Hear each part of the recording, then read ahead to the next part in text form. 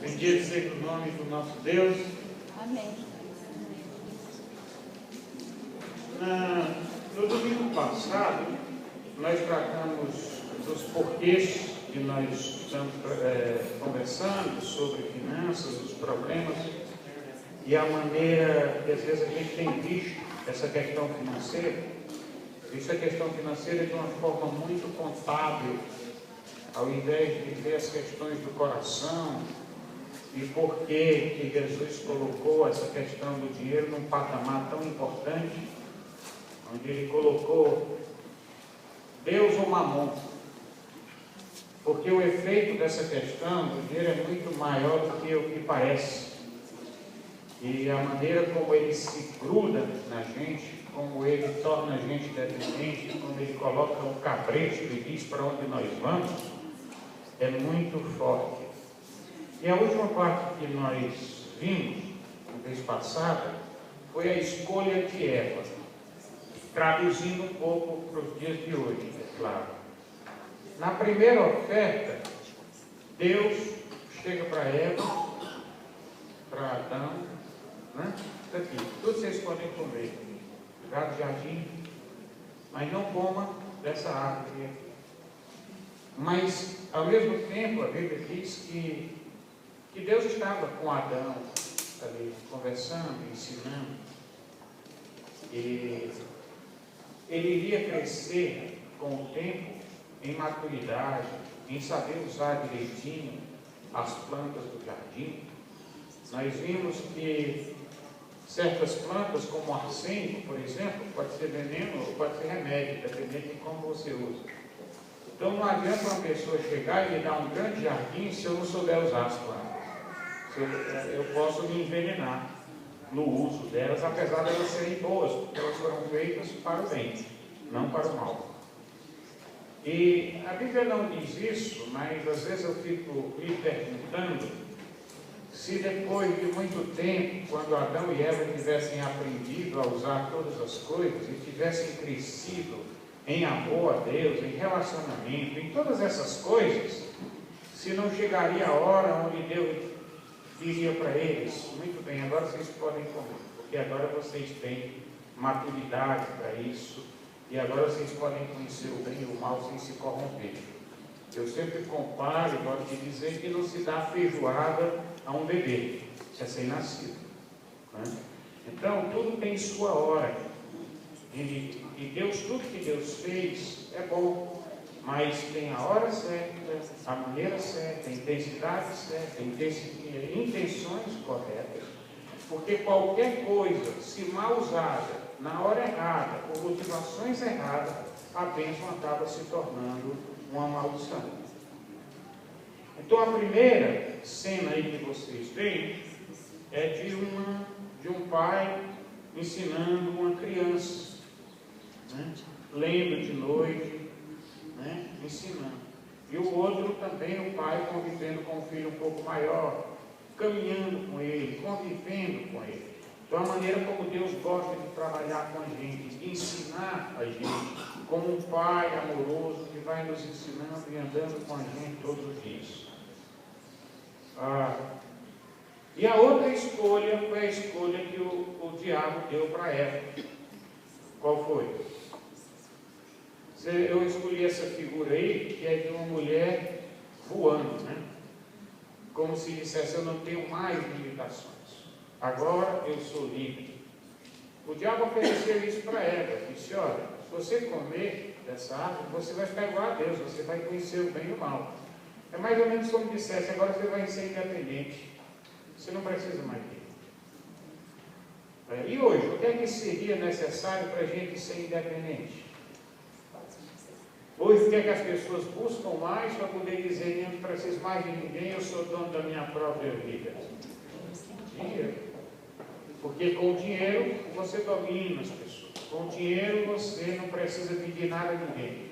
Com o dinheiro você paga médicos, melhores hospitais, empregados, sem se falar na vaidade, né? Tem todos os confortos do mundo e ainda tem os elogios das pessoas. O dinheiro ele pode ser maná ou pode ser mamon. Maná, essa figura aí, é o povo judeu colhendo o maná naquela época. E o que era que acontecia? Foi muito interessante isso. O povo com fome, Deus manda o maná.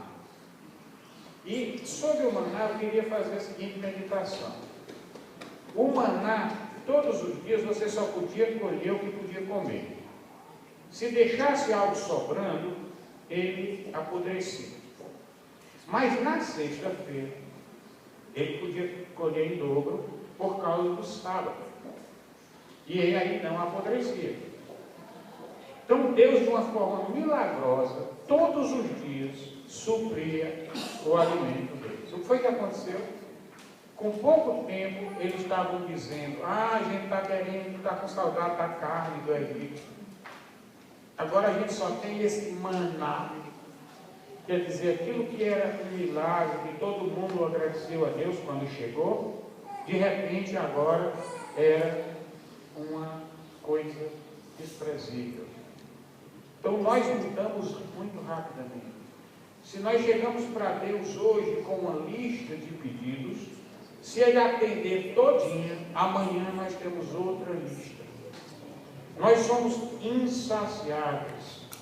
E o que Deus quer, e o que Jesus sempre nos ensinou, é que nós sejamos satisfeitos, gratos com o próprio dia, hoje, com as coisas de hoje. O que é que Deus me deu hoje? Eu posso ser feliz hoje. Eu não preciso esperar amanhã para ser feliz. Eu não tenho que estar com o olho todo o tempo no futuro.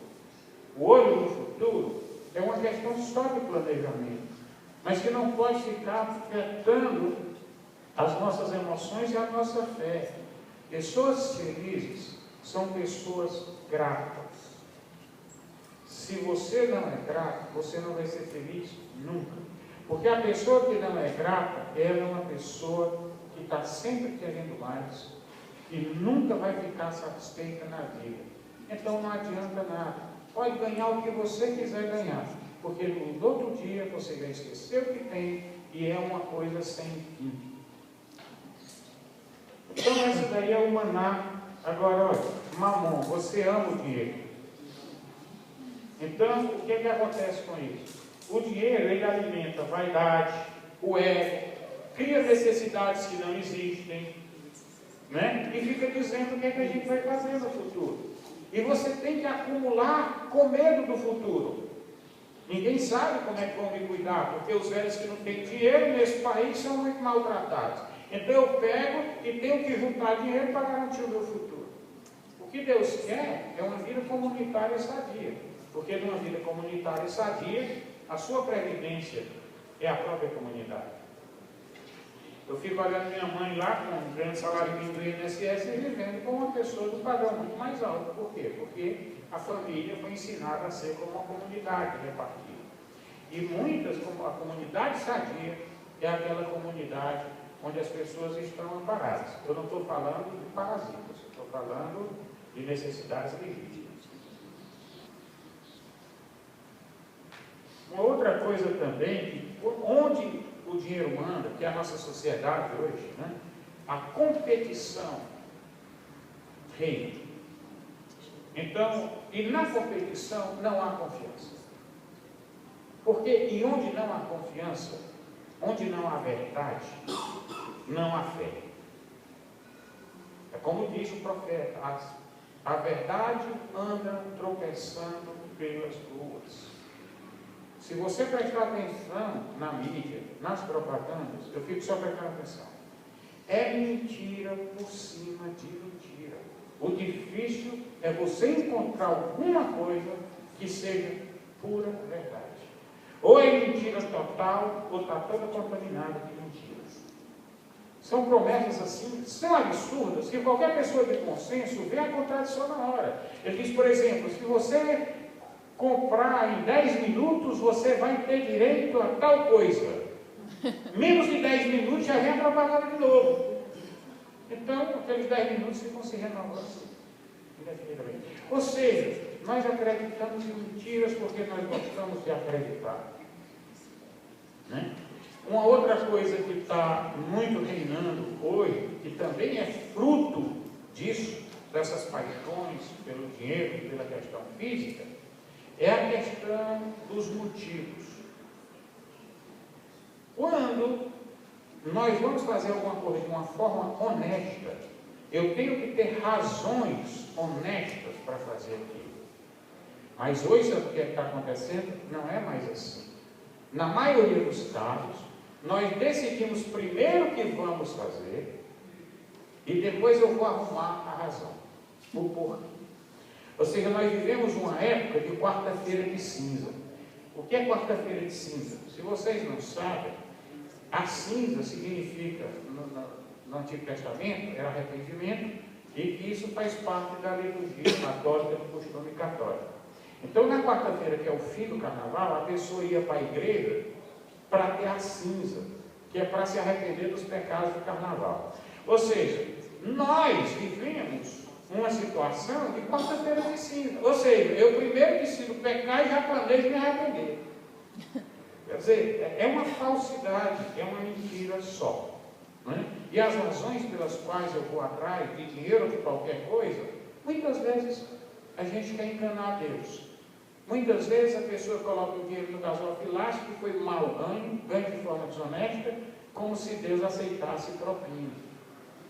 Então, a gente tem que prestar muita atenção nessa questão, porque Deus está preocupado com o que eu sou. Não está muito preocupado com o que eu estou fazendo, não. O que eu vou fazer tem que ser resultado do que eu sou. Obras boas são aquelas frutos de um coração transformado, renovado pelo Espírito Santo. Essas são obras boas. Obras tentando calar a boca de Deus, essas não valem nada. Muito bem, está vendo aí agora? Nossa vontade de ser, está vendo? Qual é a questão hoje? Você está bem na fita, né? Ele nos promete, é isso aí. O dinheiro nos coloca bem na fita. Olha, se você colocar, quando minha mulher me viu pela primeira vez, uma gravata bem largona, listrada, com a camisa por dentro da cueca, a cueca aparecendo fora da calça, e com um sapato daqueles bem grandes, parecia sapato militar, assim, para trabalhar numa empresa pública, é meio esquisito, mas estava lá. Muito bem. Eu fico olhando. Aquilo dali, num pobre ou remediado, é ridículo. Mas num rico, vira moda. Né? Tinha uma piada racista, na época que eu era menino, que dizia o seguinte, entre negros e brancos, era que negro quando pula o muro é ladrão, e branco quando pula o muro é atleta. Ou seja, isso é o que nós fazemos. Nós temos uma discriminação por causa, e o dinheiro reforça esse tipo de coisa. Ele reforça o fato das pessoas te olharem de baixo para cima e de você olhar as pessoas de cima para baixo, que é a antítese do que Jesus falou. Porque Jesus ele veio para lavar os pés, certo? Que era o trabalho mais subserviente da época. Então, vocês já notaram, eu já vi, principalmente adolescente, pessoas novinhas. Vocês notam como o comportamento está ficando artificial? Às vezes até simulando o mesmo gesto que viu na TV. Então, o cabelo, tudo é tentando imitar a figura dos seus ídolos. Então, nós que tipo de ídolos? São ídolos mortos. São ídolos que não nos trazem alegria nenhuma. Não são ídolos que trazem a comunhão, a união, o compartilhar. Não. São aqueles que fazem com que eu esteja em destaque, que minha vaidade possa ser estabelecida. Né? Então, nossa vontade de ser é uma das fontes grandes dos nossos problemas financeiros. Continuando, alguém já disse, não existe gente feia, existe gente pobre. porque você tem dinheiro, você reforma tudo, né? Faz uma geral, né? Então, é a mesma visão. Então, eu tenho algum problema? Tenho. Dinheiro resolve. Então, o dinheiro é o pau para toda obra. Daí, nossa vontade de ser. Uma pessoa me disse que um deputado falou para o outro. Ele disse, elas não nos acham gostosos, e sim gastosos. Ou seja, gasta muito dinheiro. E aí a figura da pessoa já no finzinho da vida, né?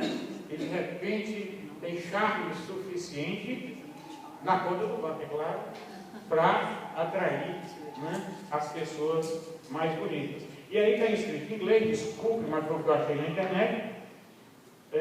Por favor, não me julgue pela minha aparência, mas pelo que eu tenho. Essa é a figura aí. Então é mais ou menos isso. Então, muitas vezes, um candidato a namorar com minha filha é um cara de gente boa, belezura, mas a renda, ó, aí de repente você, minha filha, será que você não podia, não sei das quantas? Mas aí vem um cara cujo caráter não é tão, né, tão bom assim, e de repente mais é um cara que está bem na fita. E de repente você diz para a sua filha, não, mas isso você com jeito, você pode mudá-lo, né? Quer dizer, inverteu tudo. Inverteu tudo. Em vez de você pegar o bom para poder depois, o que for necessário, construir junto, você pega o rico na esperança de um dia se tornar bom. Porque é uma grande mentira e é só para enganar a si mesmo essa história. Só para se enganar. As portas. Jesus, ele mostrou que a porta era estreita. Numa porta estreita não dá para a gente levar praga. Não dá. Um outro motivo que Jesus quer que a gente tenha uma vida simples é exatamente porque quando você complica muito sua vida, e dinheiro complica muito sua vida, quem tem muito dinheiro ocupa o seu tempo todo em não perder. É mais ou menos o seguinte, você passa 50 anos da sua vida ganhando dinheiro e o resto tentando não perder. Quer dizer, você nunca usufrui aquilo com liberdade, com alegria. Nós temos que não ficar carregando cargas. Um caminho estreito, uma porta estreita não permite eu sair carregando aquele monte de coisa, não. Mas uma portona larga dá para passar com um caminhão de porcarias, que só fazem atrapalhar a minha vida. E muitas vezes, decisões boas, chamados de Deus, nós não ouvimos, porque temos que deixar muita coisa para trás. Tem que alterar muito a nossa vida, porque a gente tem muito recurso e de repente a gente não tem coragem, a gente tem medo de ficar desprotegido na hora que a gente disser não para Mamon. O que aconteceu com o jovem rico foi isso. Jesus não estava querendo o dinheiro do jovem rico pelo dinheiro. Jesus não é sádico. Ele não pediu dinheiro de Zaqueu, ele não pediu dinheiro de Mateus, ele não pediu dinheiro de Zé de Arimateia, ele não pediu dinheiro de ninguém, só pediu do jovem rico. Por quê? Porque ele sabia que aquele jovem rico estava escravo do dinheiro. O pedido do dinheiro para ele era para libertá-lo e não para escravizá-lo. E muitas vezes Deus pede da gente o que a gente tem para nos livrar dessa escravidão.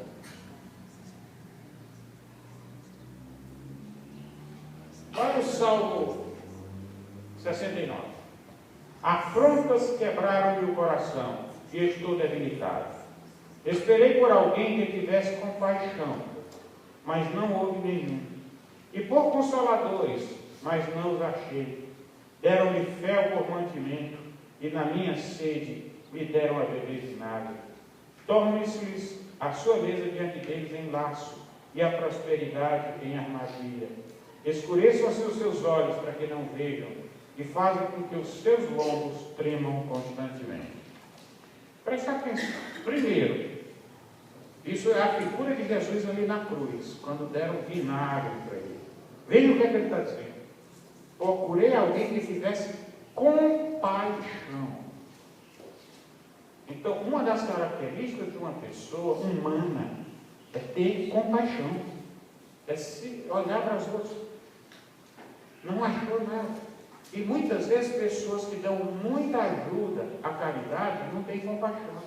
Às vezes também é para ficar bem na vida, ou para acalmar sua consciência. Mas às vezes você não está tendo compaixão da pessoa. De verdade, o seu coração não se compadece. O que ele diz mais?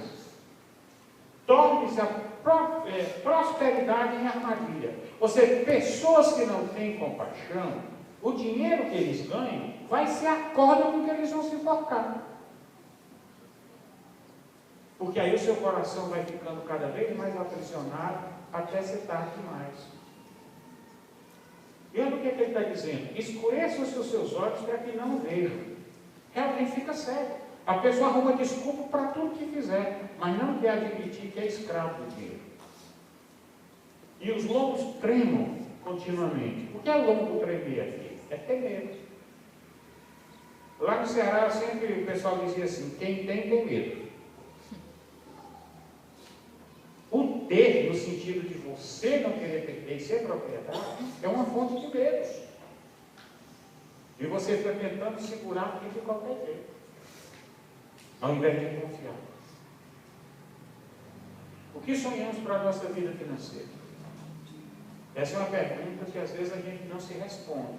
A gente tem a resposta, mas a gente não assume. O que a gente quer é ganhar o máximo possível, fazer o máximo de sucesso possível. Essa seria a resposta honesta da maioria das pessoas. Então, mas o que Deus nos chamaria a pensar duas vezes antes disso? O que é que eu penso da minha vida financeira? Vai ser um dinheiro abençoado, um dinheiro que serve a muitas pessoas, um dinheiro justo, que vem de uma fonte justa e que faz justiça. É uma água que vem, passa pelo meu campo, rega o campo de outros e depois volta para o céu para voltar e regar tudo de novo. É um dinheiro que circula abençoando muitas vidas, e não um dinheiro que se acumula como as cisternas rotas, infectas, que não retém nada. A vida financeira boa é uma vida de um mordomo, é uma vida de uma pessoa que serve com os recursos que tem. Essa que é uma vida abençoada. E é uma coisa libertadora, porque você, seus filhos, não vão ficar escravos, não vão ficar toda a vida com medo, mas são pessoas que se relacionam, são pessoas que têm amigos, são pessoas que são gratas. Se a gente olhar em Isaías 58, ele diz o seguinte: eis que vocês jejuam, mas não são atendidos. Aí o pessoal começa a reclamar, porque diz que ora, jejua e Deus não ouve a oração. Ele diz: sabe por que eu não ouço a oração de vocês? Porque vocês só jejuam para que eu cuide dos seus próprios interesses. Vocês só querem saber de se dar bem. Não é assim a oração que eu vou ouvir. A que eu vou ouvir é aquela que é cheia de misericórdia. Você vê o pobre, o nu, o cubra, e não se esqueça do seu semelhante, etc, etc. É o que é que ele diz? Então, antes que você esteja pedindo, eu já estarei atendendo. E o que é que ele diz mais? Para que os vossos filhos, e os vossos filhos serão chamados reparadores de brechas, para que a nação se torne habitável. O que é reparador de brecha? No Antigo Testamento, quando um muro de uma cidade tinha uma brecha, era a entrada de inimigo, era pela brecha. Quando diz reparador de brecha, é aquela pessoa que fecha os lugares por onde o inimigo pode entrar. Então, se nós fizermos direitinho do jeito que a Escritura diz, as gerações seguintes vão reparar as brechas, os danos, as doenças, as fraquezas da nação. Nós formaremos uma geração de cidadãos, de gente que se preocupa com os outros, e não uma geração de gente egoísta que só quer se dar bem. Nós não vivemos só para nós. Nós estamos formando uma geração. Deus está preocupado com o seu povo ao longo da história, e não só da minha vida. Se eu tiver que morrer cedo pelo bem do reino, que assim seja. Porque a minha visão é uma visão de eternidade. O que me interessa é a vida eterna. E lá eu vou ver se eu sou coerente ou não aqui. O que é que eu fiz aqui na minha vida com o que Deus me entregou para fazer? Naquele dia que os meus talentos forem demandados de volta, como eles estarão? Eu tenho que lembrar que eu não sou só. E que tudo que eu faço aqui, está lá meu filho, está lá os jovens, crianças, tudo prestando atenção no que eu estou fazendo. O que é que Jesus fala a respeito dos pequeninos? Que não façam tropeçar, porque é melhor botar uma pedra no pescoço e se atirar ao mar do que fazer tropeçar os pequeninos. Isso é o que Jesus falou. No entanto, como é que eu uso o meu recurso? Como é que minhas crianças, como é que as pessoas veem eu usar os meus recursos? Se os meus filhos me veem no meu orçamento, se eu ver que é um orçamento, primeiro, de ganho honesto, segundo, que é repartido, elas vão aprender a fazer. E se não aprenderem, se não fizerem, pelo menos eles vão saber que está errado se não fizerem.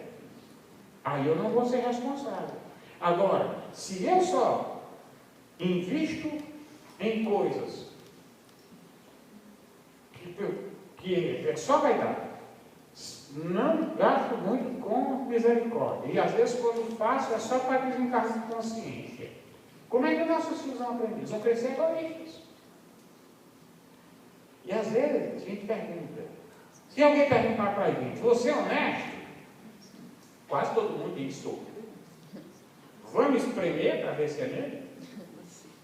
Vamos espremer quando vai fazer um imposto de renda, o que é que você está dizendo? Quando você vai vender um carro que tem um defeito, mas não, você não quis para o comprador?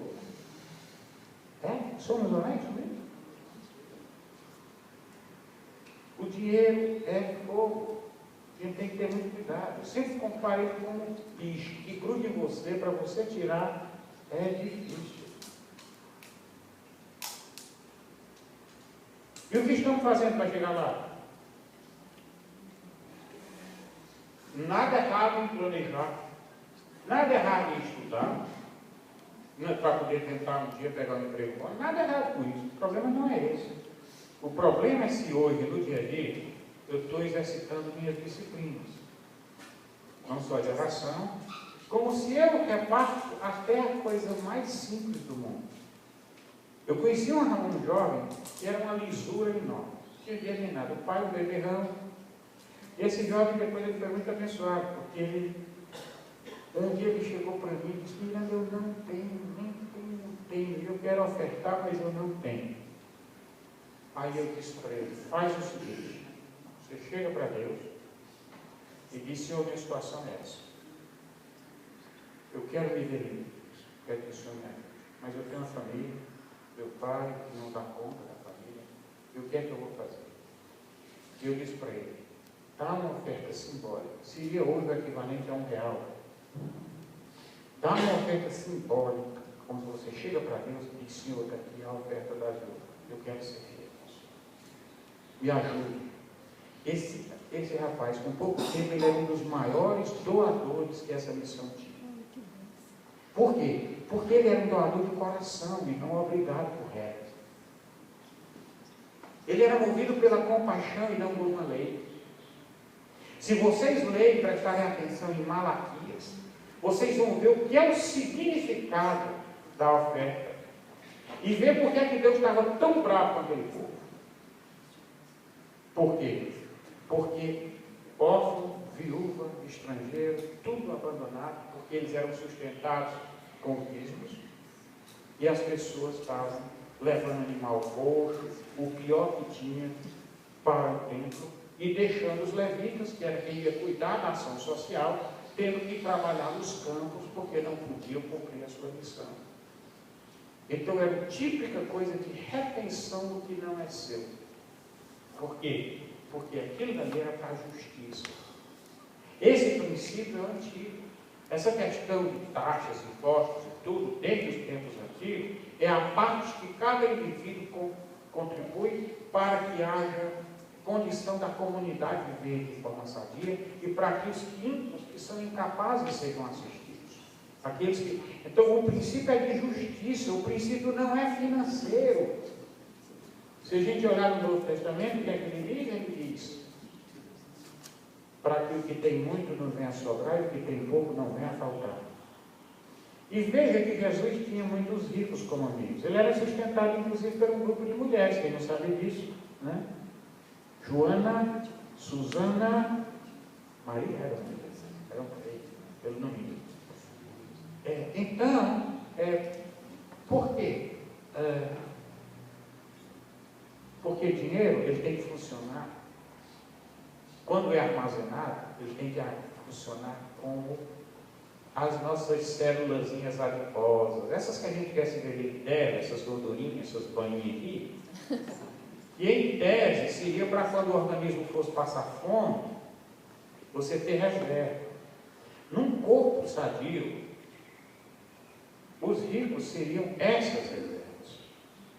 E outras pessoas não seriam para ficar ricas, não, porque nosso corpo tem células nervosas, por exemplo, e a energia que cai lá ele gasta na mesma hora, ele não tem como armazenar. Então existem partes do corpo de Cristo que não tem que reservar, que armazenar nada, e tem outras que tem que armazenar, de forma sadia. Eu não estou falando da forma doente, gerada por medo, não estou falando isso. Tá? Então, se a gente for ler o Antigo Testamento a esse respeito, a gente vai. Muito bem. Uma outra coisa, temos que estar contentes. O que é que diz aí em Timóteo 6, 7 a 10? Pois nada trouxemos para este mundo e dele nada podemos levar, por isso, tendo que comer e com que vestir-nos, estejamos com isso satisfeitos. Os que querem ficar ricos, caem em tentação, em armadilhas e em muitos desejos descontrolados e nocivos, que levam os homens a mergulharem na ruína e na destruição. Pois o amor ao dinheiro é a raiz de todos os males. Algumas pessoas, por cobiçarem o dinheiro, desviaram-se da fé e se atormentaram a si mesmos com muitos sofrimentos.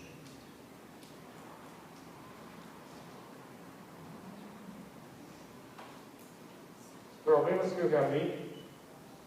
Tenho muitos anos trabalhando com essa questão de finanças, meus irmãos. Quase que desde que eu me converti. Eu estou com quase 40 anos trabalhando com isso. E sempre tinha essas questões de orçamento que o pessoal vinha falar. Eu cresci dentro de uma família onde a gente aprendia não só a repartir, como a planejar. Né? E por isso que a gente tinha pavor de dívida, de qualquer coisa assim. Mas o fato é que o tanto de pessoas que eu vi no meu caminho, que realmente, com dinheiro, mas eram atormentadas, pessoas com grande dificuldade de relacionamento, eu conheci casos de pessoas milionárias, sem paz, sem sossego, porque quem eram os amigos? Como é que estava? Como é que devia tratar uma pessoa, secretária doméstica? Como tratar? Tudo isso é muito complicado quando você tem muito dinheiro. Mas outras pessoas que não tinham tanto dinheiro assim, mas eu conheci um casal que a renda dele devia ser hoje aqui, por exemplo, 60 mil, casal. Vivia enforcado. Vivia enforcado. Por quê? Gastava tudo. Não, e a visão, o problema não é o dinheiro em si, é a maneira de pensar, é achar que a sociedade vai te respeitar por causa do dinheiro. Quem vai te respeitar por causa do dinheiro é quem dá valor ao dinheiro. É esse tipo de amigo que você quer? Agora você tem que ser respeitado pelo que você é. Se as pessoas te respeitam pelo que você é, as pessoas estão preocupadas com você e não com o que você tem. É esse o tipo de amigo que a gente está procurando. É uma burrice para a pessoa, um jovem ou uma jovem, querer ter muito dinheiro e um carro bacana em função de fazer sucesso entre os outros, os candidatos ou candidatas. É burrice. Porque se você está querendo usar isso para atrair, é esse tipo de gente que você vai atrair. E é esse que você quer para casar? Agora, se você quiser só alimentar suas paixões, das vaidades, se o namoro para você é só uma diversão, aí já é outro papo. Já não está sendo a Bíblia que está falando. Então, O dinheiro, amor ao dinheiro é a raiz de todos os males. É só olhar. Olha ao redor. Tanto de grades. Olha o tanto de cadeados. Olha o seguro que a gente tem que pagar do carro. Olha o seguro que tem que pagar. Mãe, saúde, tudo. Tudo você tem que pagar. Por quê? Por causa do amor ao dinheiro. Porque se não houvesse amor ao dinheiro, ninguém ia querer tomar, ninguém ia te assaltar, ninguém ia te roubar, não ia ter fraude, não ia ter nada disso. Por isso, as guerras são por motivos econômicos. Todas essas questões de droga, de pornografia, tudo está por trás disso, uma indústria movida pelo dinheiro. Então, quando ele diz que é a raiz de todos os males, é a raiz de todos os males. Não só sociais, mas como pessoais. Porque a pessoa que se apega muito ao dinheiro, ele é um avarento. E a Bíblia diz que a avareza é idolatria. Porque o dinheiro para você é um Deus. Quanto aos ricos cristãos, olha bem como ele não está dizendo que não tem rico cristão. Está dizendo que tem. Mas ele dá uma orientação. Ele diz, olha, ordenem aos que são ricos no presente mundo, que não sejam arrogantes, nem ponham sua esperança na incerteza da riqueza, mas em Deus, que tudo nos provê ricamente para a nossa satisfação. Ordene-lhes que pratiquem o bem, sejam ricos em boas obras, generosos e prontos para repartir. Dessa forma, eles acumularão um tesouro para si mesmos, um firme fundamento para a era que há de vir, e assim alcançarão a verdadeira vida. Como se ele dissesse, você quer uma vida de verdade? Então vá buscar nos relacionamentos. Quando você se preocupar com pessoas, no dia que você deixar de se preocupar com coisas, você vai ser bem mais feliz.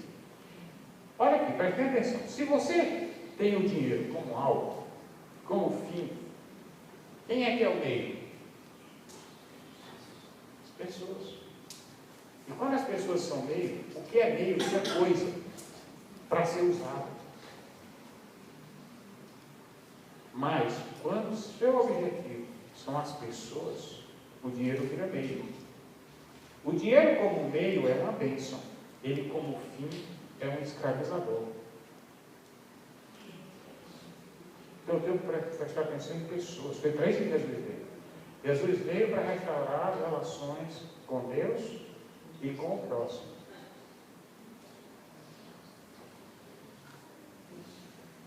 Sonhos perigosos.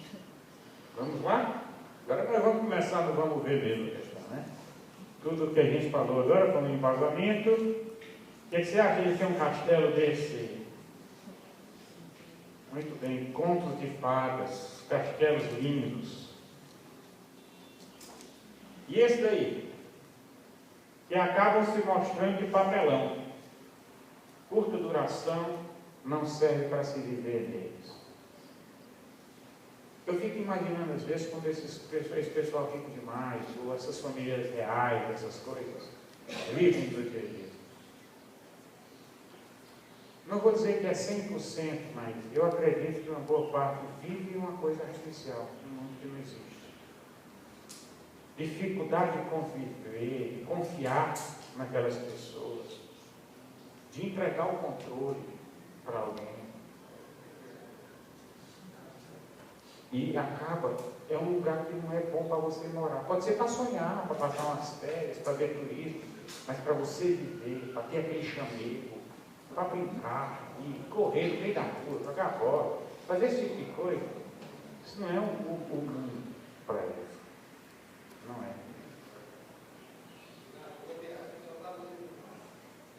Outro sonho perigoso.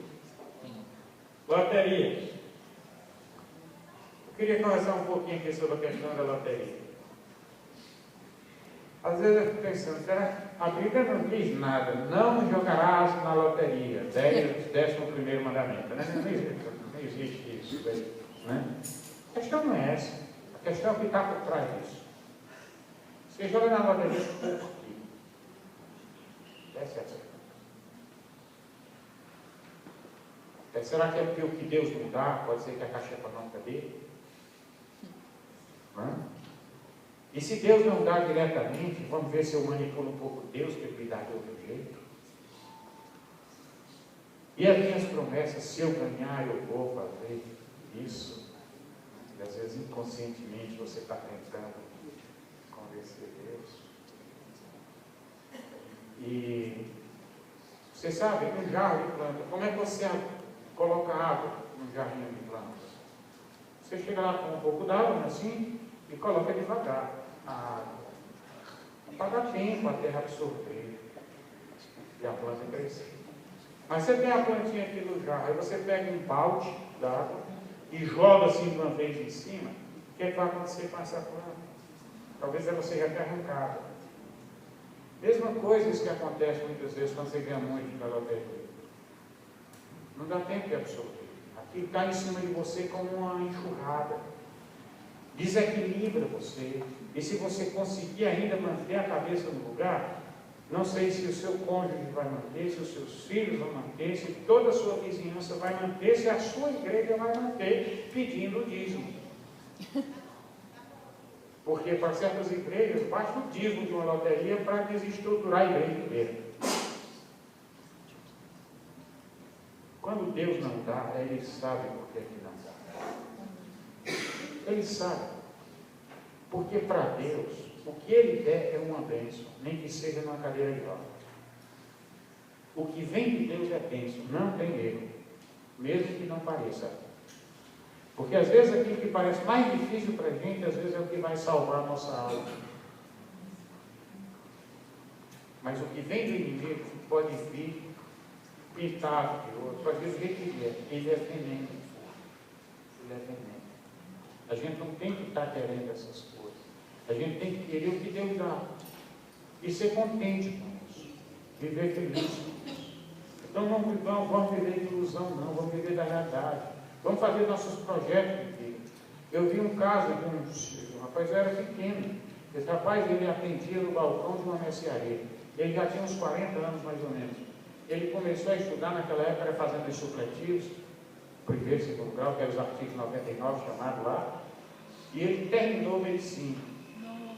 Então, ele foi à luta, batalhou e conseguiu. Conheço muitos casos, porque eu vi dentro da minha casa, dentro da família, muitos casos, de pessoas que confiavam em Deus, mas não foram atrás de ilusões. Eles foram atrás de batalhar com a bênção de Deus e a luta, e receber o que Deus tem para dar. Porque Ele vai dar na medida do que eu sou capaz de administrar. E na luta pelo conquistar, eu também vou amadurecer minha capacidade de uso.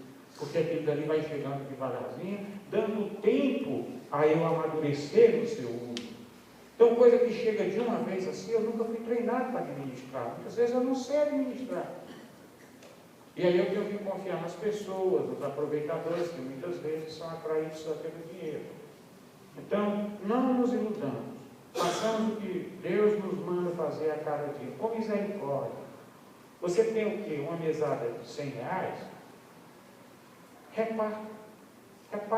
Mas não dá para nada. Não é possível que você mudasse sua vida se sua mesada fosse 99, em vez de 100. Ou se for... Essas coisas são ilusão. Quem tem a questão da misericórdia, também tem criatividade. E Deus abençoa. A gente diz, não, tudo bem. Quando é pouco, diz que é pouco. Quando é muito, diz que é muito. Ou seja, quando é pouco, eu estou ganhando pouco, não é para repartir. Porque eu estou ganhando pouco. E quando é muito, se eu repartir, é muito dinheiro também. Quer dizer, a gente vive fugindo desse tipo de coisa.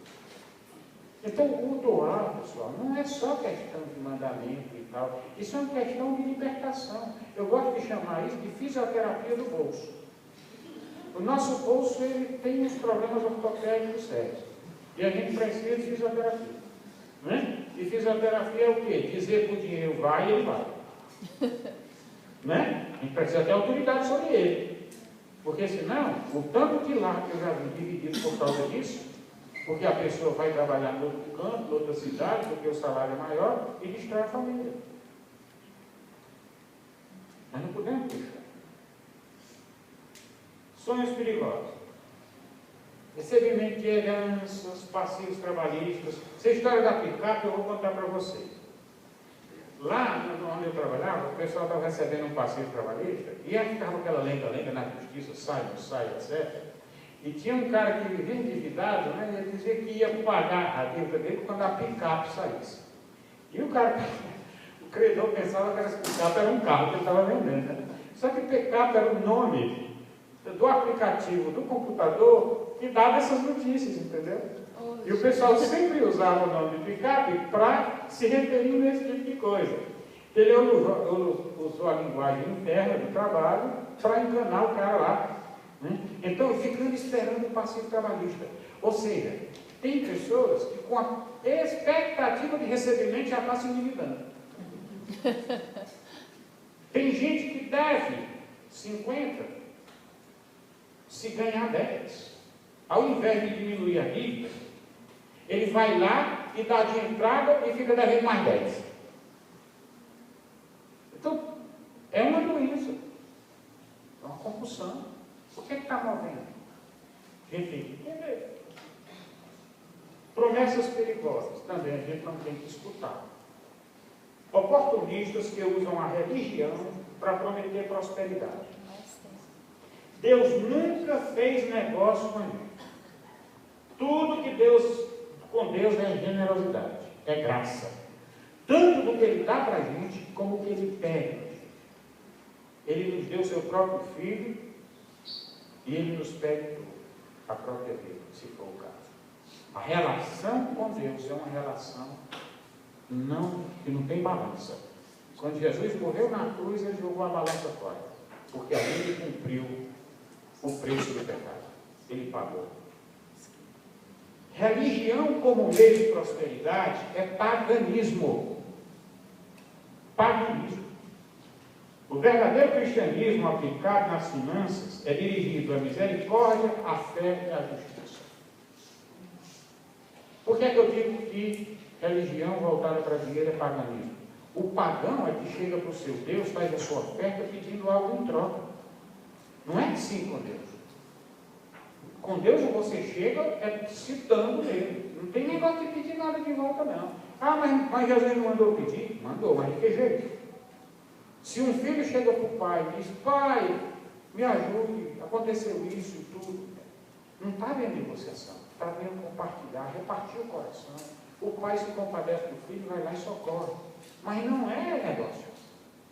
Pai, me ajude aqui, me compre esse lanche que depois eu faço isso.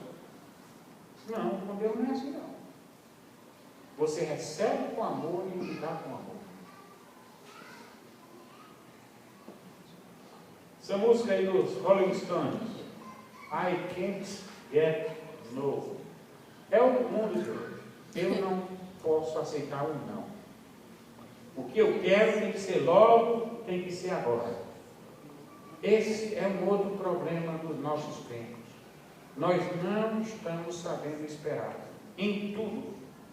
E você quer estragar qualquer coisa boa. O outro ditado que eu ouvia sempre é: quem se apressa come cru e quente. Né? Se você quer estragar uma coisa, faça na hora errada, por motivos errados, na intensidade errada, você estraga. Então, quando a Escritura coloca certos tempos e épocas para qualquer coisa, Ele está falando para preservar a bênção que Ele representa. E que nunca prejudique os relacionamentos. E que tudo que Ele demanda da gente é dentro de relacionamentos sadios. E nunca para satisfazer as paixões do nosso corpo e da nossa vaidade. Nunca.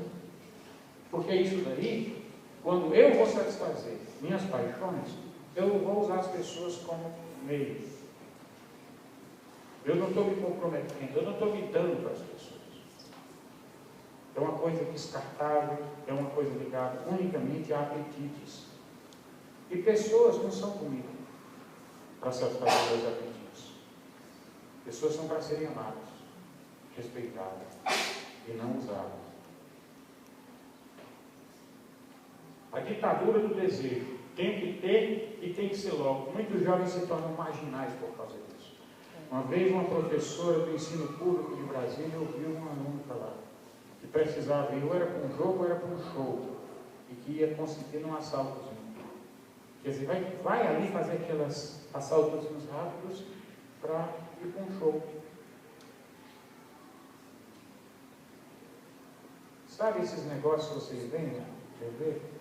Tocou fogo no dentista porque ele tinha pouco dinheiro. De repente, esses jovens que fazem isso, quando eles voltam para o seu ambiente, para as outras pessoas, eles ficam contando vantagem. E aí outros acabam fazendo a mesma coisa, ou pior, para serem validados pelo seu grupo. Às vezes aquilo não foi algo que eles queriam planejar nem nada, mas para ser validado pelo seu grupo. Para ser respeitado como sendo um cara mau.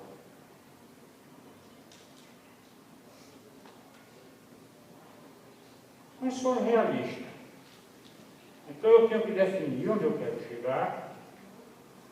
Eu quero uma vida de liberdade, independência, de paz, independência, liberdade, do jeito que Jesus falou.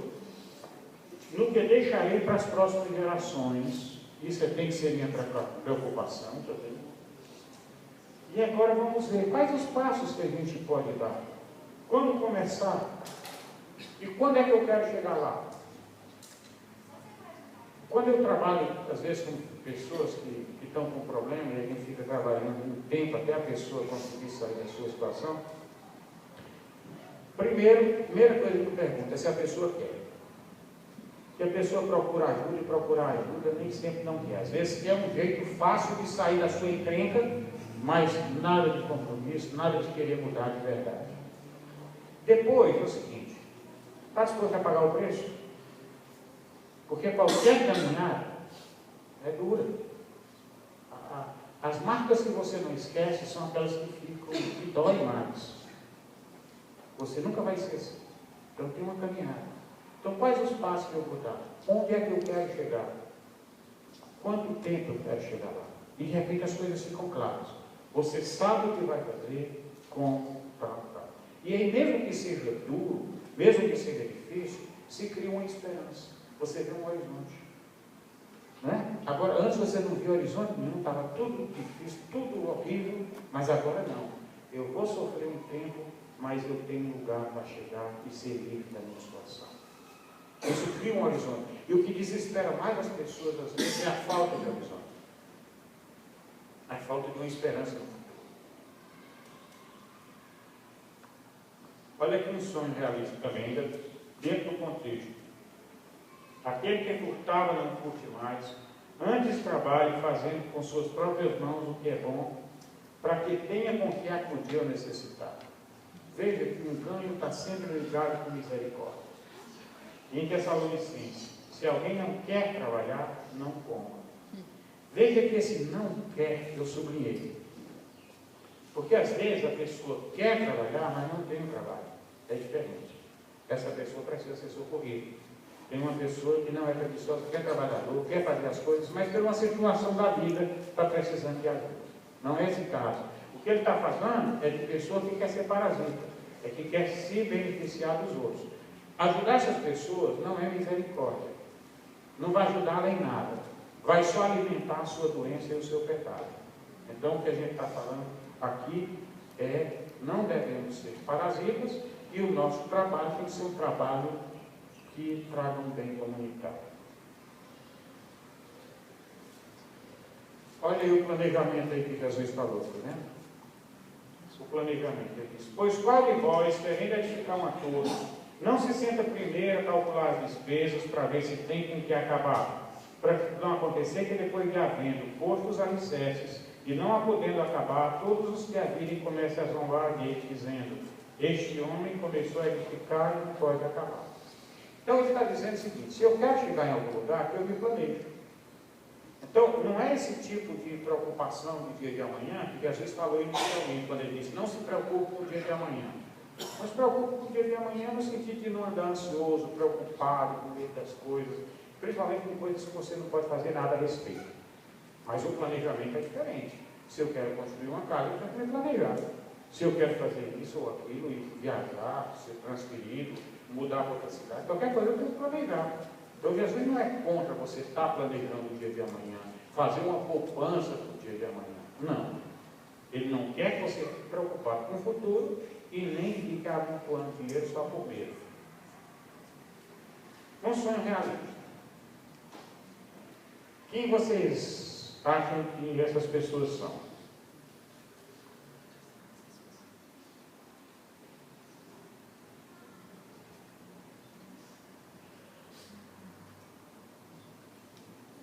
Interiorzão do Ceará, naquele chão, matando, sem água, sem luz, as paredes da casa cheias de buraco.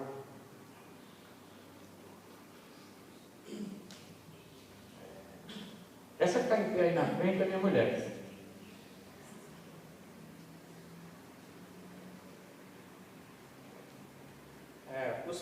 A mãe, né, que tinha muito temor a Deus, ensinou no caminho de Deus, e mesmo nessa situação aí, eles foram conseguindo as coisas. O sofrimento é incalculável. Né? Se fosse contar aqui, né, é muito incomum, tem boa parte em comum com a vida dos meus pais também. Mas, quem são essas pessoas hoje? Professores de faculdade, juízes, como? Pessoas que ajudam uns aos outros. Ajudam, repartem. Eu fico olhando assim, sabe por que eu estou trazendo isso aqui, pessoal? É porque, infelizmente, muitas pessoas dizem, não é possível. Eu mostrei isso aí para uma pessoa que é uma doméstica. Porque ela disse, como é que eu vou fazer com o meu salário para chegar lá? E tem uma coisa que eu vou dizer para vocês. Quando a gente quer chegar, Deus vai colocar no nosso caminho pessoas que vão dar a mão na hora certa. Em vários casos, o caso da minha mulher foi a madrinha dela que levou ela para Fortaleza, e lá ela começou a estudar e tudo mais. Então, quando tem muitas pessoas que, vendo a boa vontade, estão dispostas a dar a mão.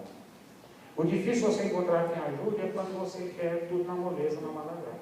Mas quando você está disposto a pagar o preço, pode ser recíproco. Sempre vai ter alguém disposto para dar uma mão para você. Se você for à luta, você for uma pessoa trabalhadora, tudo que você pega para fazer, faz bem feito, de confiança, não enrola o patrão, faz isso, faz aquilo, entra às vezes numa empresa, ganha salário mínimo, mas faz tudo bem feito, com zelo. De repente as pessoas começam a observar, a olhar, e a pessoa vai tendo oportunidades. Então esse é sonho realista. Sonho realista não é ficar ouvindo profetada, não.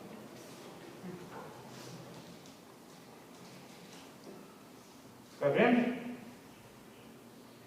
Eu falei, dinheiro é um ótimo servo, mas um terrível, sim, escravização. Isso aí, o que vocês acham? Para que nós queremos o dinheiro? Hoje vai ser a última tela, antes de vocês começarem a falar, perguntar. Eu quero ver aí o que é que vocês preferem dessas duas figuras, a da esquerda ou a da direita.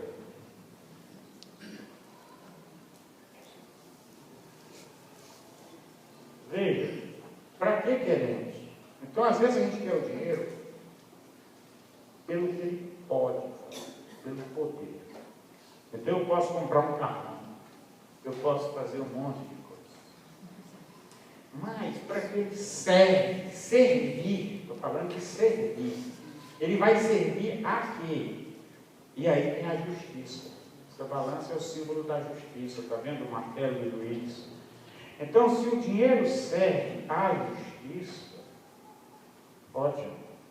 Mas se eu vou atrás dele porque ele pode, ou seja, o poder é quando você quer ser servido.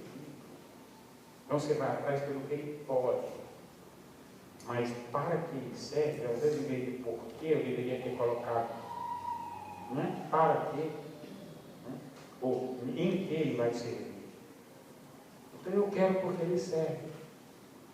Porque ele vai servir para a justiça, para a misericórdia, para o crescimento do reino de Deus, para despertar muitos louvores a Deus e para formar uma geração de gente cidadã.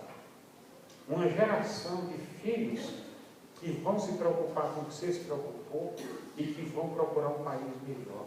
Não um país onde ele se dê bem, mas um país de justiça. Um país não com poucos ricos e muitos miseráveis, mas um país onde todo mundo tem o mínimo necessário para viver. Com justiça, com verdade, onde a justiça funciona, onde os juízes não são corruptos. Mas se eu não começo a ensinar assim, se eu mando meu filho estudar só para ele conseguir ser um juiz para se dar bem, se ele cresceu desse jeito, ele não vai ser um bom juiz. Mas se eu ensinei meu filho a estudar para fazer bem feito o que Deus deu para ele fazer, e porque ele aprendeu e cresceu a aprender de justiça, ele conseguiu ser juiz, ele vai ser um bom juiz. Agora eu deixo com vocês para fazerem perguntas, para dar tempo a ter uma reação, uma pergunta, alguma coisa assim.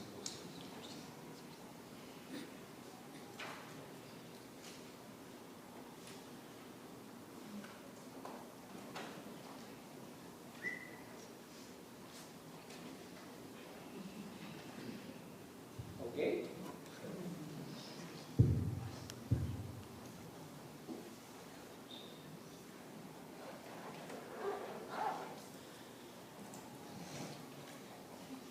Algum irmão tem alguma pergunta? Lá atrás, ali. Vou entender e concordaram tudo, eu não entendi nada.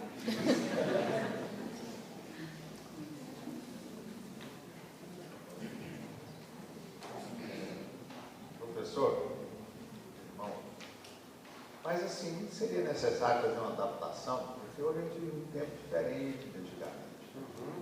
Hoje, quando a gente, por exemplo, foi citado aí a questão da integridade, da honestidade pessoal. Aí foi lembrado, né, sempre é lembrado, o caso do imposto, pagar imposto. E pagar imposto, nós vivemos num mundo corrompido, né, onde as coisas são muito complicadas. Particularmente no Brasil, parece que a coisa piora um pouco ainda, né? Talvez nem tanto.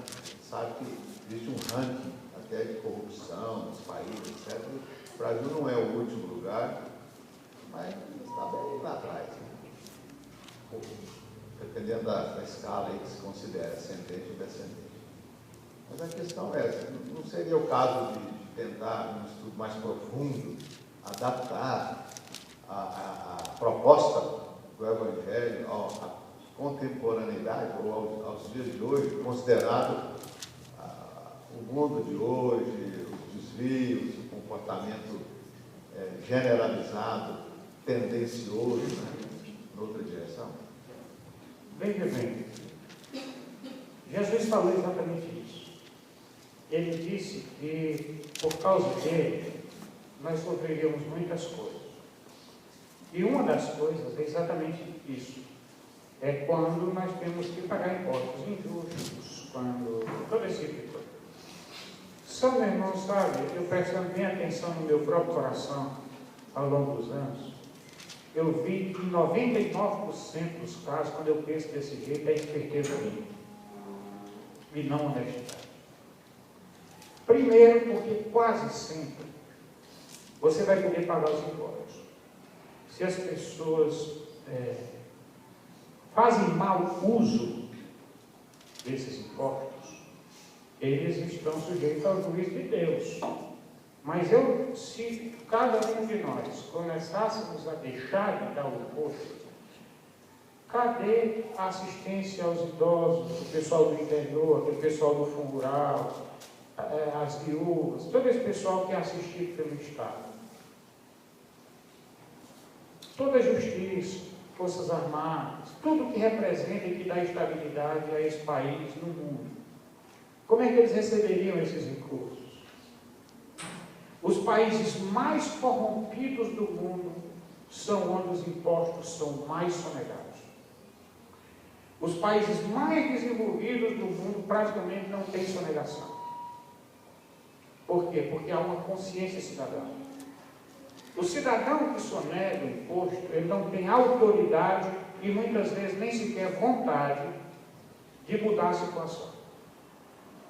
E ele não tem autoridade para dizer que ninguém é corrupto. Nós vamos ver um pouco sobre a questão de corrupção aqui. E o perigo de como ela chega. Eu fico olhando assim quando eu vou assinar uma declaração de imposto de renda. Se eu coloco ou não alguma determinada despesa para bater. Nós somos muito espertos. E às vezes nós nos corrompemos por bobagem, por picuinhas, colocando uma consulta médica, ou um exame, ou qualquer coisa, às vezes colocando um dependente que não é legítimo. E coisas desse tipo. Quando nós nos convertemos, nós temos que aprender a ser honestos com a gente. Jesus, quando os impostos foram cobrados dele, ele perguntou a Pedro: Pedro, quem é que tem que pagar imposto? É o cidadão do país ou o estrangeiro? E naquela época, aquele tipo de imposto que estava sendo cobrado, ele era cobrado do estrangeiro. Ele disse logo: eu não tenho que pagar, porque eu sou daqui, mas para que não haja problema de testemunha, etc., vai lá pescar. Você vai encontrar uma moeda lá na boca do peixe e paga o imposto por mim e por você. Ou seja, Deus nos ajuda a suprir esse tipo de coisa. Eu não preciso ficar usando truques. Teve um caso muito específico, uma vez, há muitos anos, mas esse foi o único caso que eu encontrei até hoje. A família da pessoa estava passando necessidade, ele era um pequeno comerciante e realmente ele ia fechar. E ele estava dizendo: eu não tenho condição de pagar imposto porque ninguém paga no lugar onde eu estou. Era de uma cidade do interior, lá no sul. E ninguém paga e eu não tenho como, e eu vou ter que fechar por causa da minha família. O que é que eu falei para ele? Eu disse: você vai lá, encontra uns irmãos, pessoas que você confia, e faz com que essas pessoas acompanhem todas as suas finanças. E enquanto você não tiver com a finança em dia, você deixa esses impostos parados. Porque se alguém, as autoridades vierem em cima de você, você vai ter o testemunho e vai ter a justificativa para dizer que se você pagasse para o Estado, você está tirando da boca dos seus filhos. Até juridicamente existe a figura do roubo, motivação sendo famélica, que ele chama, que é por motivo de fome, né? Que a justiça trata de outra forma. Porque era um caso de subsistência, que feria a própria justiça e o próprio espírito da lei. Porque a lei não é feita para matar ninguém, ela é feita para a justiça. Então, não brinco com isso, né? Eu não brinco com isso, não brinco. Porque eu fico olhando assim, eu digo: Deus foi quem me deu. Então, se Ele me dá para o meu almoço, Ele me dá para o imposto. Então, outra coisa, nós vamos fazer uma diferença entre imposto e tributo, no sentido bíblico da palavra. Biblicamente, tributo, o que é que ele dizia? Tributai louvores a Deus. Está vendo? Será que ele está querendo me obrigar a louvar a Deus? Tributai louvores a Deus. Não. Ele está dizendo que nós temos que fazer para Deus aquilo para o qual nós fomos criados. Então, o tributo é uma laranjeira da laranja. O tributo é uma mangueira da manga. Isso é tributo. É ela doar para quem a plantou aquilo para o qual ela foi criada. Na visão da lei, você estava dando o que você recebeu, e para dividir o corpo, e para tornar o corpo vivo. É diferente do imposto que é feito na marra, à força. O tributo, ele é algo que vem do coração e da consciência cidadã, ou pelo menos deveria ser. Então, se eu sou fiel contribuinte pelo que eu ganho, eu estou com o meu coração limpo diante de Deus quando eu chego. Eu estou ensinando meus filhos a não arrumarem desculpas para fugirem de suas responsabilidades, e eu tenho autoridade para falar contra o corrupto, se eu for ser chamado. Como é que eu posso ter autoridade para falar contra o corrupto se eu mesmo não sou honesto nas minhas contas? Se é injusto, a gente paga o preço. Paga o preço de testemunho. Paga o preço de exemplo. Porque a grande injustiça do imposto não é o imposto propriamente. É o uso dele por pessoas corruptas. O imposto em si ele tem que ter, porque senão a nação não se sustenta. Então, o que nós temos que combater Não é diminuindo o que eu vou pagar, mas é fazendo com que esse dinheiro seja bem usado, para que toda a nação seja suprida de justiça.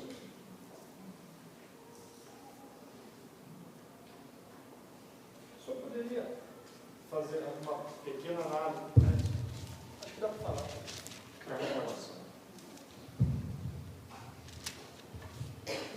Se eu pudesse fazer uma pequena análise mesmo do que Jesus disse lá no final da multiplicação dos pães. Na verdade tem nos 4 evangelhos, mas parece que é só em João que diz, no versículo João 6:11, 12. E quando já estavam fartos, disse Jesus aos seus discípulos: recolhei os pedaços que sobraram, para que nada se perca. Eu já ouvi várias pessoas comentando até sobre poupar ou não poupar. Qual seria a sua análise? Bem, se levaria uma longa conversa, mas, de fato, a gente tem que ter muito cuidado quando vai falar coisas que a Bíblia não diz explicitamente. O fato é que realmente não é para se perder. O que eu uso tem que ter um bom uso. Uma vez, meu filho ele tinha uns 10, 12 anos, e ele chegou para mim e disse: pai, por que é que a gente pede as coisas para vocês dois, e vocês não dão, e vocês dão tantas coisas às outras pessoas? E aí eu vi que era uma pergunta que cabia ser feita, era uma pergunta legítima, e eu chamei a minha mulher, nós sentamos lá no chão, no quarto, e aí eu perguntei para ele, disse: vem cá, o que é que você precisa que você não tem? Na época, videocassete só não era todo mundo que tinha. Ele disse: olha, você tem videocassete, você tem brinquedos, você tem uma boa escola, você tem amigos, você tem tudo o que você precisa. Essas pessoas que vêm nesse parque são pessoas que precisam. Deus não deu recursos para nós para gastar. Não é porque tem na conta que eu posso gastar com qualquer coisa que eu quiser. Aquilo que eu for gastar, isso aí eu já não disse para ele, estou dizendo para você. Aquilo que eu vou gastar sem necessidade nenhuma, sem atender nada para mim, nem sequer minhas necessidades lúdicas, é desperdício. É desperdício. Se o meu orçamento, se eu ganho 2x e o meu orçamento é X, esse 1x eu tenho que cuidar dele, porque senão ele se desperdiça. Ele vai para o lixo, para o lixão, ou ele vai para o lixão do nosso coração, porque aquilo que sobra e que não é destinado a coisa justa, apodrece no nosso coração. Então tem que ser usado até aquilo que sobra, para não se desperdiçar. Se eu tenho sobra, que eu não use meu padrão de vida por causa disso. A vida simples é uma libertação, mas que eu use aquilo que está sobrando, para que outros tenham uma vida melhor, que possam investir na vida de pessoas, que às vezes uma ponte que você faz na vida da pessoa, no momento da vida da pessoa que você dá uma mão para ela durante 1 ou 2 anos, ela consegue depois de sozinha se tornar independente e virar uma família e filhos e uma geração de gente liberta. O que era sobra para a gente, o que ia se estragar para a gente, e se a gente comprasse coisa por pura vaidade, ia apodrecer o nosso coração. Por isso que é tão bom, porque ele traz uma fartura de justiça, e o reino de Deus começa com justiça. Havendo justiça, nós temos paz. E por causa da paz com Deus, eu tenho alegria. Por isso que o reino de Deus é justiça, paz, alegria e justiça. Sim, irmão, eu queria falar.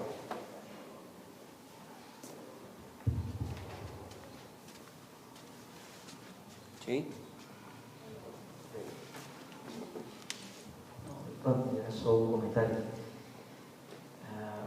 Falando sobre impostos e tributos, essa semana a gente recebeu em casa uma amiga colombiana que veio da Espanha, enganada por uma pessoa que trabalha com banda e esse tipo de coisas, para montar um negócio aqui no Brasil. Essa pessoa ficou com o dinheiro todo dela. E ela pedia, desde que ela conheceu na Espanha, 10% do que ganhava para as entidades com as quais ela fazia seus trabalhos. Então, ela me perguntou, mas eu compartilhando o Evangelho, eu perguntava, mas você é cristão? Sim. Você dá dinheiro para os pastores? É a mesma coisa. Ela falou, olha, até certo ponto, parece a mesma coisa. Porque quem dá ou dá sem saber como, por que ou faz, nesse fato é a mesma coisa. O problema é que qual é o propósito pelo qual a gente dá o dinheiro, e o outro é que a gente faz de coração e não por obrigação, e não por medo. E o propósito é servir a expansão do reino, e não aos meus interesses pessoais. Então, eu tenho que falar para ela, olha, tem dentro da fé muita gente que usa o dinheiro, usa o discurso da fé para tirar dinheiro. Tem. Esse é o famoso joio que o Senhor falou que havia na plantação. Que parece trigo, não é? Mas que come o alimento do trigo. Então, eu acho que do mesmo jeito que a gente confia no tributo, ou seja, quando a gente tributa, paga os impostos, mesmo sendo injustos, quando a gente dá o dízimo, nós estamos na mesma situação. Vai haver pastores que vão usar legitimamente bem e administrar bem o recurso, e o reino vai se expandir. E também vai haver pilantras que vão usar o dinheiro ruim. Mas mesmo assim o reino se expande porque o Senhor continua expandindo o seu reino, independente do dinheiro que você dá ou não. Agora tem uma coisa que temos que ter muito cuidado. Muito cuidado. É a questão do espírito do dízimo. Veio, nós vimos a vez passada aqui, que a Bíblia diz que nós somos sacerdotes, povo de propriedade exclusiva de Deus. Mesmo no Antigo Testamento, o sacerdote ele não era dono de nada, ele só administrava. Era proibido o sacerdote ter qualquer propriedade privada. Jesus, nas suas parábolas e nas suas histórias que ele contou, ele mostra que nós recebemos bens do dono para administrar e que ele vai pedir conta quando voltar. Essa ideia de dizer que 10% é de Deus e 90% é meu, que faço o que der na telha, isso não tem nenhuma fundamentação bíblica. Eu sou de Deus desde o café da manhã que ele me serve até o dinheiro que eu coloco no gasofilário. E se eu tenho meu coração comprometido, tudo que eu invisto é onde está o meu coração. Do jeito que a boca fala do que o coração está cheio, eu vou gastar meus recursos onde está o meu coração. Se o meu coração está no reino de Deus, seja qual for a maneira como ele se manifesta, é nele que eu vou investir. O dinheiro que eu pago à educação do meu filho, se eu coloco diante de Deus como algo que ele me deu, como responsabilidade, e para fazer do meu filho um bom cidadão, esse é um dinheiro santo, tão santo como o que eu coloco no gasofilácio. A vida do cristão é uma vida de santidade. Daí porque eu não posso tirar dinheiro daquilo que Deus me deu para ir comprar coisas, daquilo que não é pão, como diz lá no Salmo, assim como diz, é algo que não alimenta nada sadio na sua vida. Só alimenta a vaidade, só alimenta o egoísmo, só alimenta essas coisas. Quando nós tiramos a parte para trazer e participar, que nós participamos da comunidade. E essa comunidade tem que ser sustentada. Eu não considero que o pastor recebe um salário no sentido de pagamento por tarefas, mas no sentido de uma viabilização do chamado de Deus para ele. Então, monetarizar isso é muito perigoso. O que está se fazendo ao se pagar o salário de um obreiro, de um pastor, de um missionário, o que está se fazendo é repartir o pão. Não é uma questão monetária. A gente tem que ter muito cuidado com isso, porque a gente sempre transforma isso em coisas financeiras, contábeis. E com Deus não é assim. Então eu tenho que entender que eu não posso fazer o que der na telha com dinheiro ou não, se eu sou um servo. Se eu sou um mordomo, agora se eu sou um dono, como jovem rico, aí é outra coisa. Eu já estou servindo a mamão, é outra coisa.